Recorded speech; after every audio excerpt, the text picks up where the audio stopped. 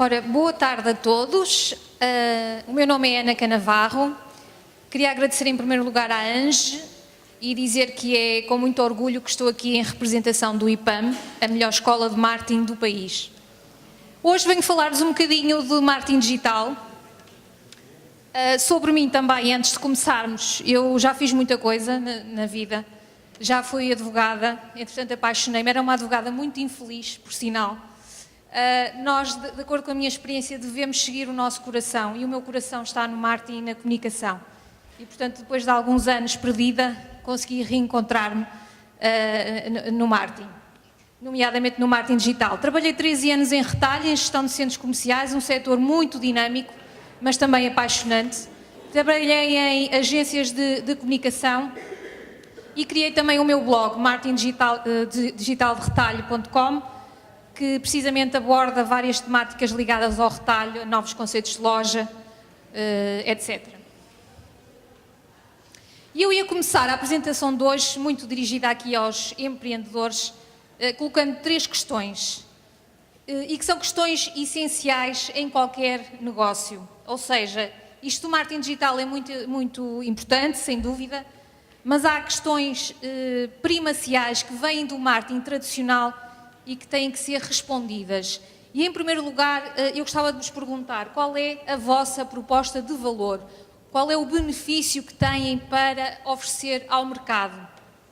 Em segundo, qual é o problema que o vosso produto ou serviço resolve? E, em terceiro, o que faz a vossa empresa melhor do que as outras existentes no mercado?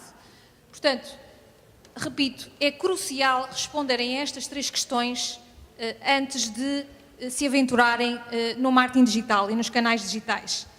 E o que é também importante? Ter uma estratégia.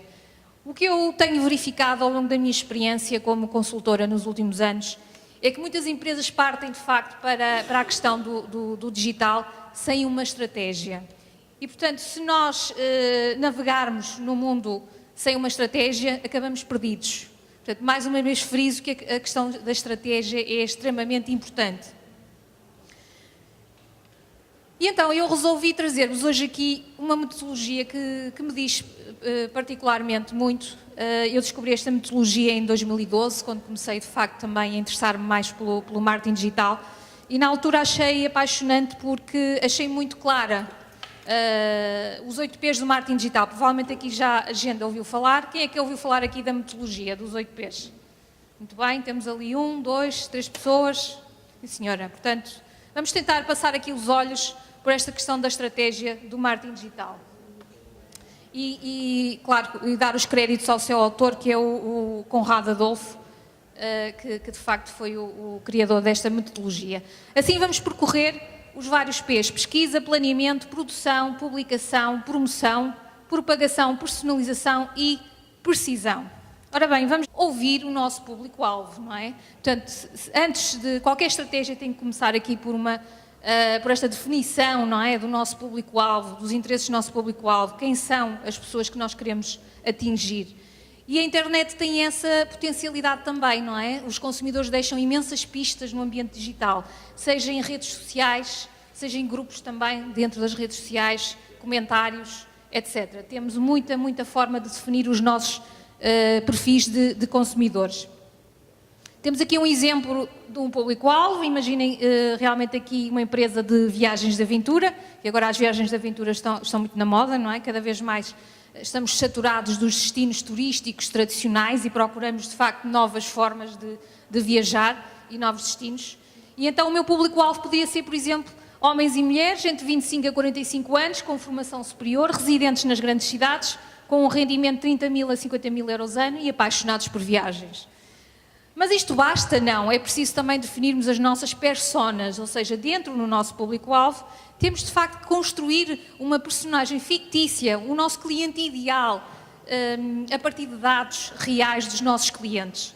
E vocês perguntam, mas como é que nós conseguimos isso? Desde logo, por exemplo, já têm uma base de dados de clientes, entrevistando os vossos clientes, fazendo perguntas, não é? Ouvindo. E esta questão do listening é fundamental.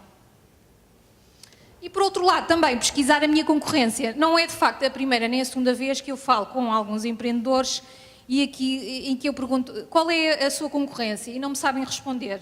Portanto, isto é complicado, não é? Não conhecer os concorrentes é muito complicado. Portanto, fundamental também identificar os principais concorrentes do setor e monitorizá-los, como é óbvio, não é? Por outro lado, também sabemos que a questão da chamada encontrabilidade na internet é fundamental, ou seja, eu tenho que garantir que a minha empresa seja encontrada, não é, nos motores de busca que apareça e, portanto, para isso tenho que ter uma estratégia de keywords, não só de keywords, mas fundamentalmente de keywords, de palavras-chave, e, portanto, também tenho que pensar nisso. Trouxe aqui algumas ferramentas, isto porque falar de marketing digital sem falar de ferramentas era pobre e, portanto, eu tive o cuidado de trazer aqui algumas ferramentas que normalmente uso no meu processo aqui de consultoria de marketing digital. Uma delas é a SimilarWeb, que é um site muito, muito útil e que nos fornece uma série de estatísticas relacionadas com o tráfego de websites e em que nós também podemos aceder ao tráfego de websites que não sejam nossos. Portanto, se eu quiser visitar aqui, pesquisar dados sobre a minha concorrência, tenho aqui uma ferramenta muito, muito interessante. Sim, tem uma versão teste, sim. O Google Trends.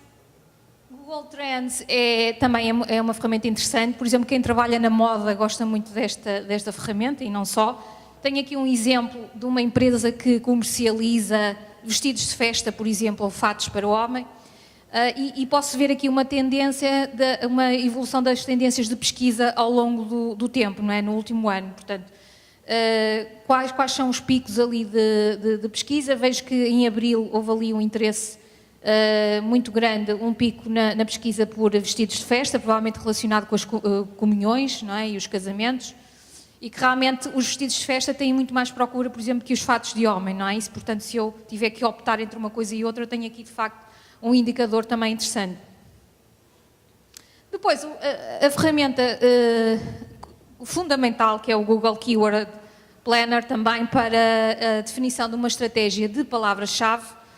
Portanto, é uma ferramenta também inserida nos Google AdWords, e que nos permite averiguar tendências de pesquisa, determinadas palavras-chave, portanto, volumes de pesquisa, e, por outro lado, também a ferramenta permite dar-nos sugestões de novas palavras-chave a partir de determinados termos, não é? Portanto, é fundamental também para a nossa estratégia. Temos também o Analytics, que é uma ferramenta muito, muito útil, que nos fornece uma série de dados sobre o tráfego do nosso website, nomeadamente também sobre o nosso público-alvo. Portanto, eu aqui tenho acesso a um conjunto muito valioso de informações, desde características demográficas, interesses, comportamento dos meus utilizadores no meu website, enfim, uma panóplia de informações.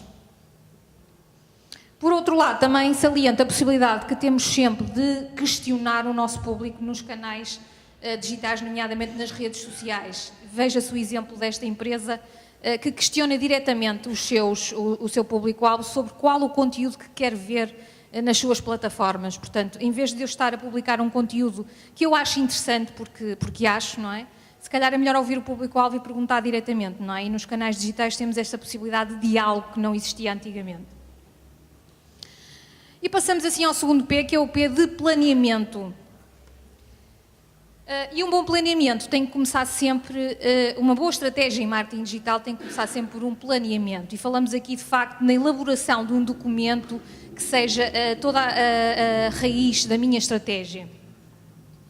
E o que é que eu tenho logo desde o início? A definição de objetivos e metas. Portanto, posso ter, de facto, como objetivo aumentar, por exemplo, as vendas na minha loja online, mas isto é muito abstrato, não é? Tenho que quantificar e tenho que fixar no tempo. Neste caso, proponho-me faturar um mínimo de 1.000 euros por mês na loja online.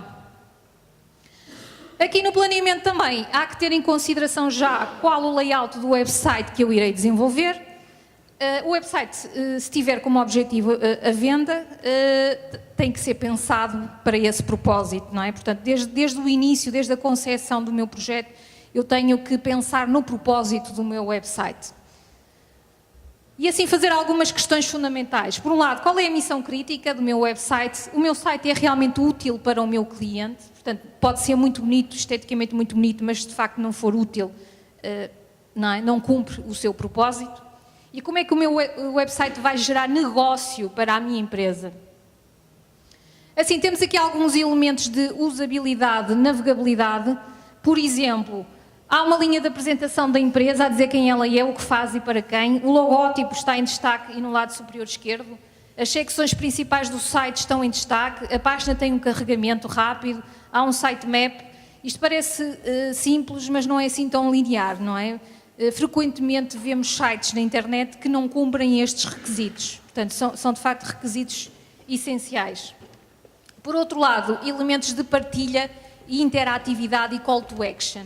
Ou seja, eu tenho que proporcionar ao meu utilizador a possibilidade de recomendar os meus conteúdos, de partilhar, de interagir e de partilhar os meus conteúdos, de propagar. E por outro lado, também tenho que ter os chamados botões call to action, ou seja, eu tenho que ajudar o utilizador a navegar no meu site e a dizer-lhe o que pretendo dele, não é? E, portanto, se eu pretendo que ele preencha um formulário de subscrição, dizer-lhe claramente, portanto, que tem ali um formulário para preencher. E é fundamental também numa estratégia. Seguidamente, pensar no trabalho a desenvolver nas redes sociais. Uma das questões que se coloca frequentemente é se eu tenho que estar presente, se a marca tem que estar presente em todas as redes sociais. Não, claro que não, depende do tipo de negócio e do público-alvo, não é? Portanto, cada rede tem o seu perfil, o seu tom, o seu público-alvo e, portanto, se eu sou uma empresa que comercializo, imaginem, produtos para outras empresas, uma empresa B2B, business to business, se calhar, claro, o LinkedIn é fundamental e poderá não fazer sentido eu estar no Facebook, não é? Portanto, isto tem que ser analisado caso a caso. Por outro lado, pensar se vou promover a minha empresa e os meus conteúdos em links patrocinados, quais os KPIs, os Key Performance Indicators que irei medir e se vou fazer ou não campanhas de e-mail marketing.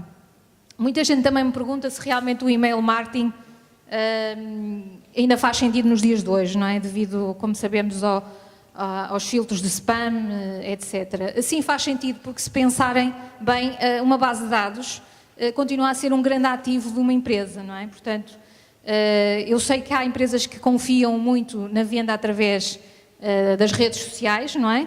Nomeadamente através do Messenger, cada vez mais, não é? Os consumidores preferem enviar mensagens, chamado comércio conversacional, em vez de ligar para a empresa, não é?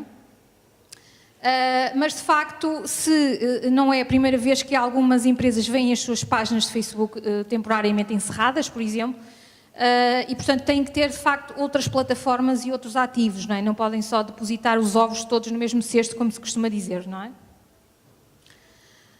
O terceiro P é o P de produção. E o que é que significamos aqui com produção? Está na hora de pormos em marcha, de facto, implementarmos as nossas plataformas, não é? Desde logo o website, o blog integrado no site. O blog é extremamente importante, é uma das principais ferramentas para a atração de público. Criação de perfis, dos nossos perfis para as redes sociais e produção do conteúdo para o nosso público-alvo. E já vamos falar um bocadinho mais sobre a questão do conteúdo. Outras questões também, aspectos de Search Engine Optimization, que devem percorrer aqui todo o nosso pensamento desde o início. E as chamadas questões de segurança, que devem também ser entregues a especialistas, não é? Depois, identificar o nosso funil de vendas, que no fundo é o percurso que o nosso consumidor passa no nosso website até concretizar a sua compra. Temos aqui um exemplo de um funil de vendas muito simples, visitantes, leads e clientes. E como é que nós desconstruímos isso? Portanto, no topo do funil o que temos são todos os visitantes que vão parar ao meu site, independentemente de terem ou não interesse no meu produto ou serviço.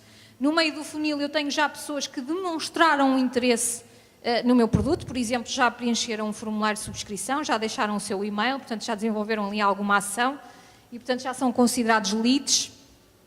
E depois, na terceira etapa, o fundo de funil, tenho de facto as pessoas que estão mesmo interessadas e estão prontas para comprar, não é? E os conteúdos que eu tenho para disponibilizar nestas três etapas têm que ter este propósito, não é? Têm que pensar de facto nesta motivação do meu público-alvo. Passamos então ao quarto P, de publicação, e aqui de facto eu vou publicar conteúdo persuasivo, relevante e útil. Eu gosto muito desta questão do content marketing, é uma das minhas áreas preferidas e de especialização. Hoje em dia é um grande desafio, porquê? Porque a internet está inundada de conteúdo, não é?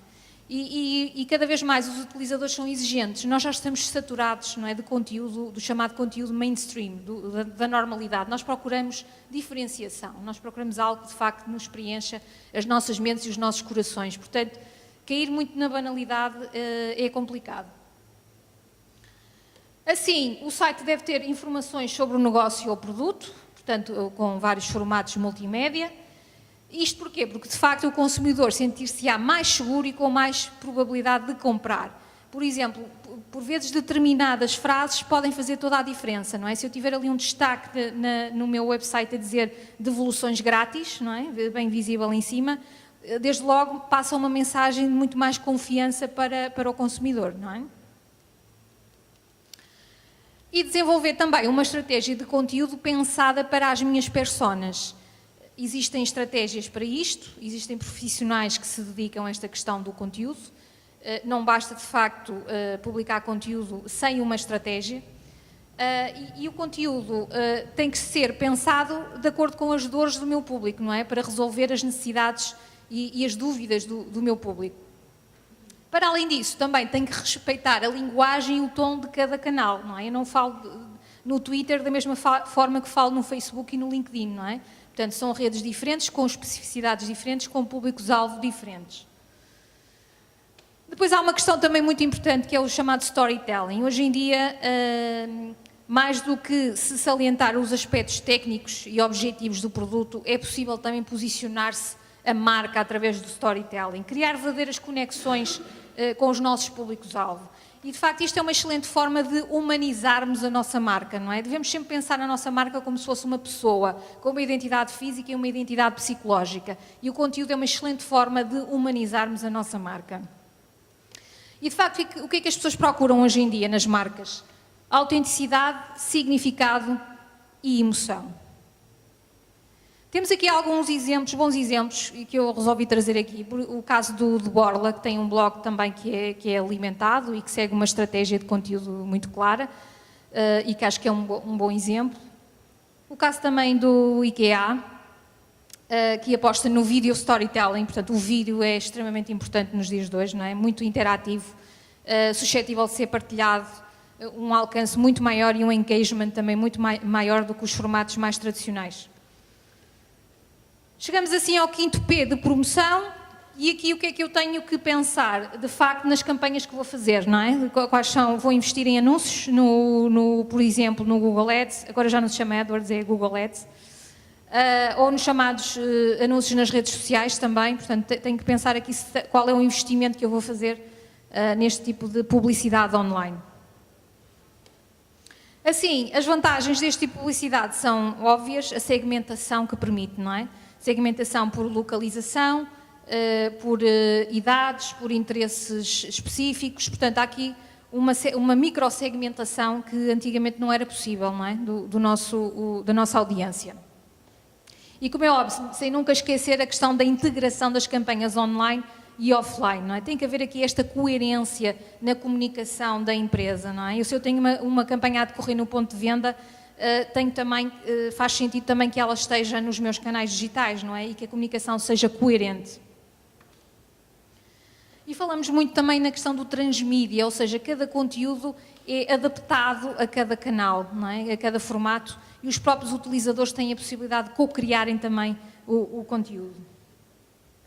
Chegamos ao sexto P, o P de propagação, e aqui, de facto, confiamos no chamado grau de atividade dos nossos utilizadores. O que nós queremos, de facto, é inspirar os nossos seguidores para que partilhem os nossos conteúdos. Ou seja, se os nossos conteúdos forem bons, se forem conteúdos de qualidade, que gerem autoridade e reputação para a nossa empresa e se inspirarem a nossa audiência, provavelmente a nossa audiência também se sentirá impelida a propagar, a partilhar os nossos conteúdos.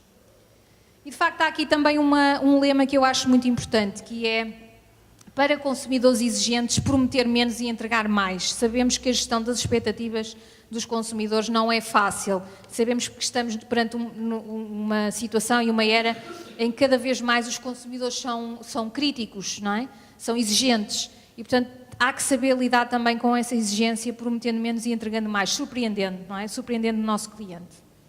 E às vezes são pequenas coisas, não é? Uma embalagem especial, uma mensagem especial, por exemplo, no packaging, na embalagem, isto falando das lojas online, não é? Em que realmente o packaging pode ter esse fator também de surpresa e de evidência física, não é? Que distingue a marca. Uma pequena mensagem personalizada, não é? À pessoa pode fazer toda a diferença. E o nosso objetivo é precisamente chegar aqui aos influenciadores, não é? Que possam de facto propagar a nossa mensagem numa estratégia de marketing viral. Importante é interagir nas redes sociais, portanto não basta estar nas redes sociais, é preciso também saber se está nas redes sociais e interagindo com os seguidores, não é? Respondendo às suas perguntas, portanto criando ali uma relação e proporcionando ali o engagement necessário. O 7º P é o P de personalização, em que eu aqui quero personalizar não só os meus conteúdos, mas também os meus produtos e serviços, ou seja, a partir dos dados que eu já recolhi sobre o comportamento dos meus utilizadores, ter esta possibilidade de personalizar.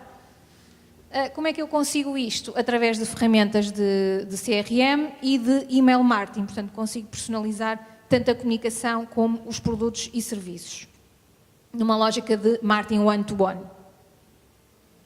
Por último, falamos de precisão, 8º P. O objetivo aqui é precisamente mensurar os resultados das minhas ações, ou seja, a vantagem que o marketing digital oferece é muito esta questão da mensuração, não é? E eu tenho aqui uma série de dados que posso mensurar, nomeadamente o perfil de quem interage com a marca, a percentagem das pessoas que abriram ou clicaram, por exemplo, no email marketing, o conteúdo mais visualizado do site. Isto permite-me o quê? Permite-me otimizar constantemente, não é? Portanto, a minha estratégia vai sendo otimizada consoante os resultados que eu vou recebendo destas métricas. Assim, temos aqui alguns exemplos de métricas e KPIs que podemos analisar através das diversas ferramentas de marketing digital. O caso, por exemplo, número total de visitas, visitantes únicos, tempo no site, taxa de rejeição, palavras-chave que as pessoas utilizaram para aceder ao meu site, por exemplo, páginas de entrada e páginas de saída, links externos, portanto, tudo isto é possível medir, por exemplo, no Google Analytics, não é? Que nos fornece aqui uma série de métricas que são preciosas. Eu queria acabar deixando aqui um resumo de algumas plataformas que eu considero interessantes, são apenas alguns exemplos, o Google Trends, que já falámos, e o SimilarWeb.